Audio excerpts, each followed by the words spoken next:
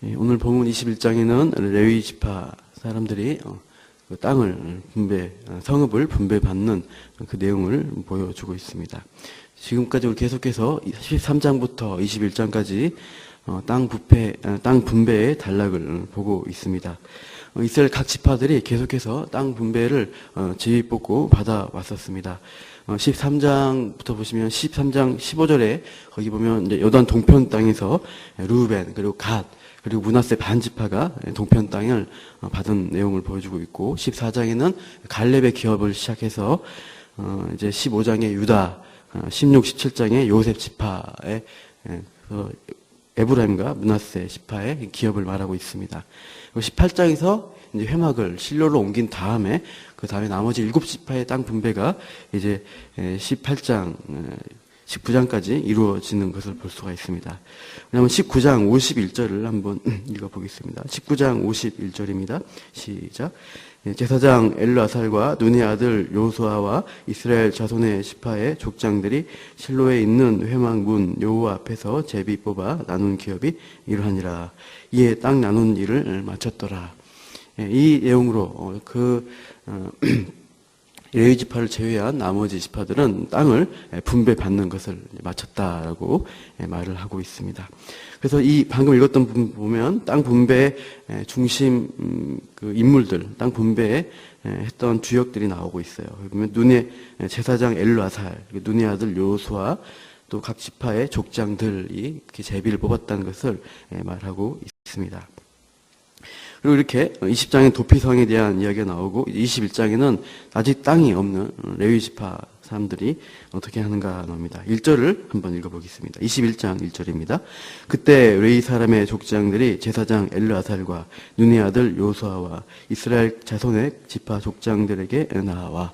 이걸 보시면 땅 분배를 마친 다음에 그 사람들이 있는 자리에 레위 사람들이 마지막으로 찾아가고 있습니다. 그래서 그들에게 무엇을 요구합니까? 우리에게도 땅을 달라. 우리가 먹고 살 수 있는, 또 우리가 거주할 수 있는 성읍을 달라라고 요구를 이제 하는 것입니다.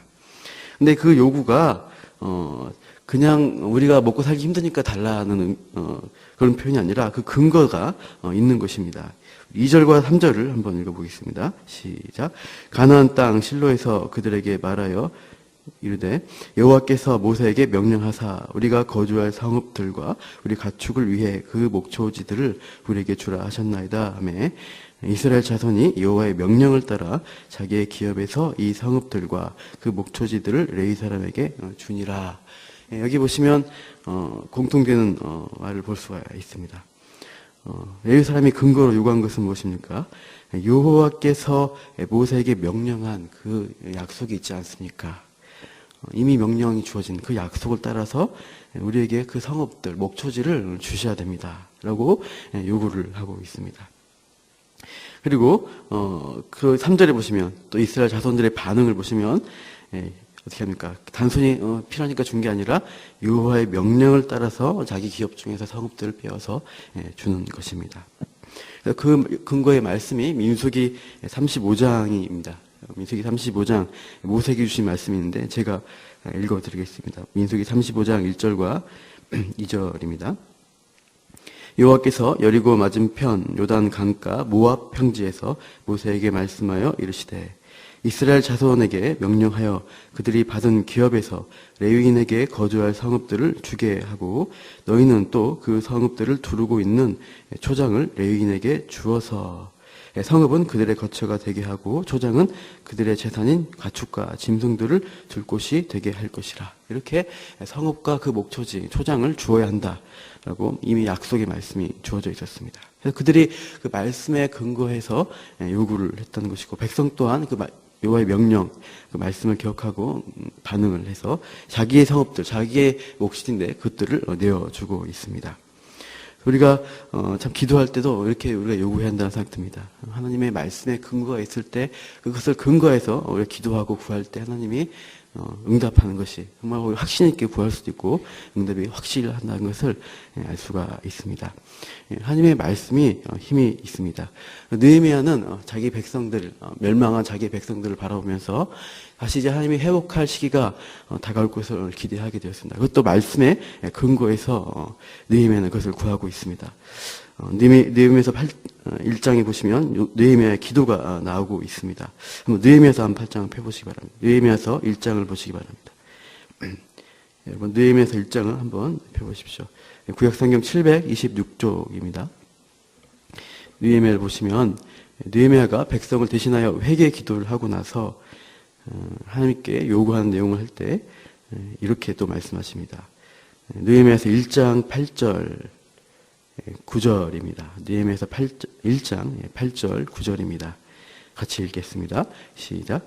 옛적에 주께서 주의 종 모세에게 명령하여 이르시되 만일 너희가 범죄하면 내가 너희를 여러 나라 가운데 흩을 것이요 만일 내게 돌아와 내 계명을 지켜 행하면 너희 쫓긴 자가 하늘 끝에 있을지라도 내가 거기서부터 그들을 모아 내 이름을 두려고 택한 곳에 돌아오게 하리라 하신 말씀을 이제 청하건대 기억하옵소서.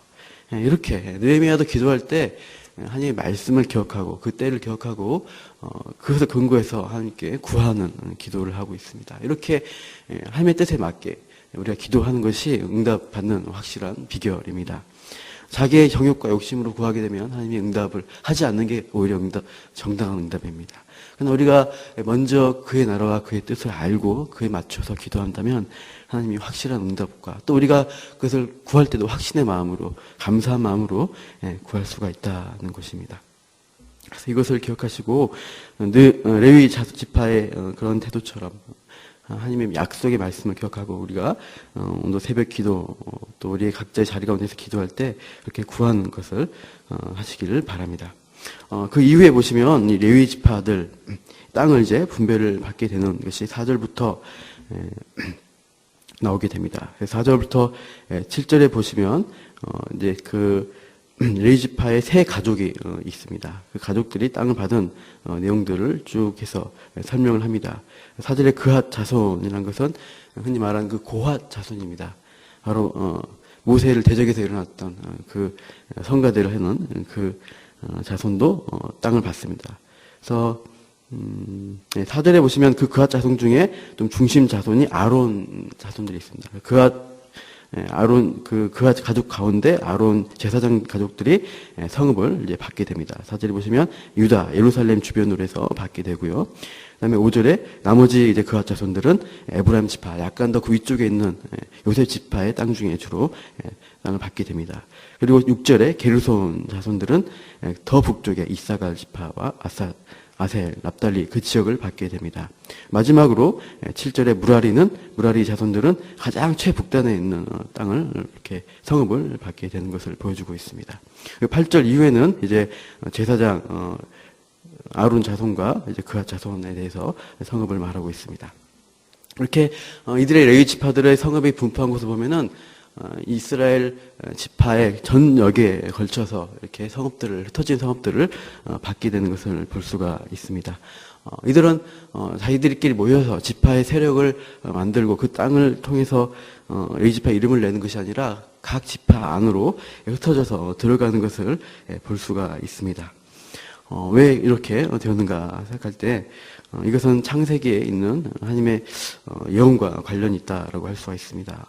바로 시몬과 레위에 대한 야곱의 예언이 있습니다.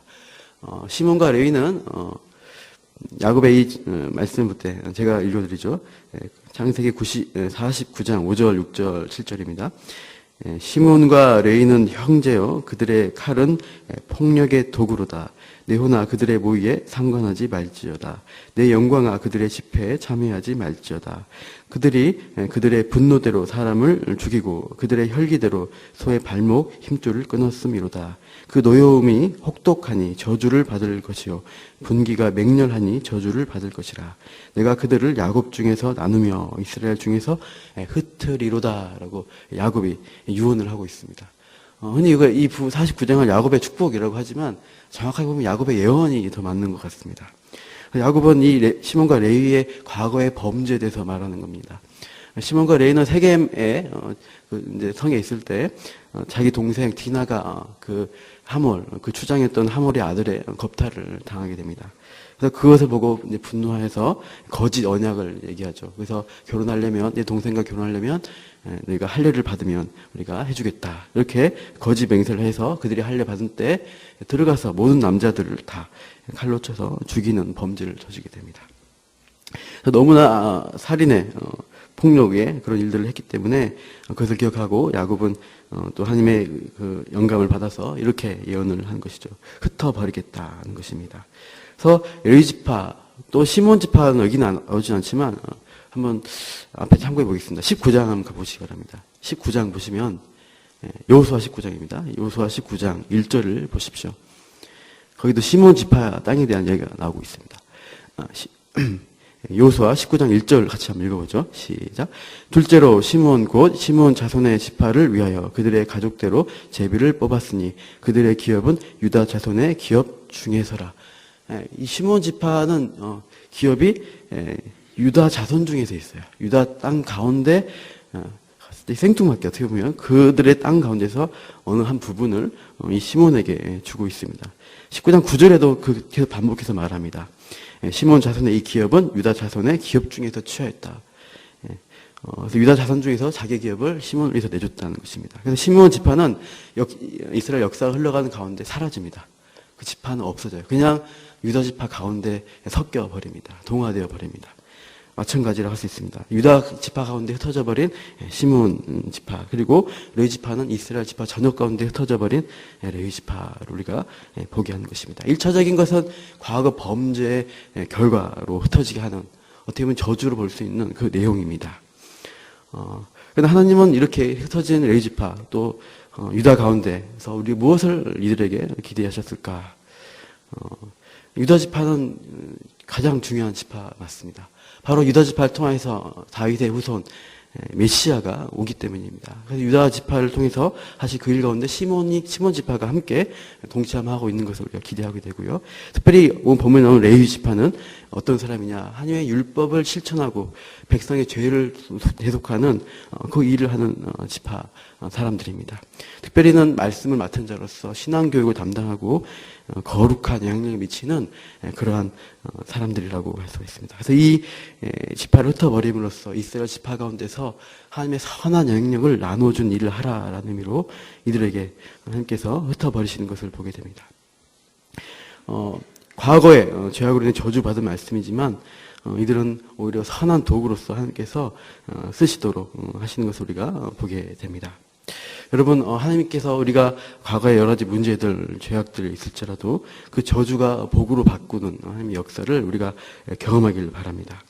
하나님의 본심은 어떤 죄에 대해서 또 우리의 잘못에 대해서 그것으로 너희는 끝났다 그런 것이 아니라 하나님의 본심은 우리를 더 선한 길로 인도하시는 것입니다. 에레미야는 자기 예루살렘 성읍이 함락된 걸 보면서 이렇게 하는 부분이 있습니다. 에레미야가 3장 33절 보면 주께서 인생으로 고생하게 하시며 근심하게 하심은 본심이 아니시로다.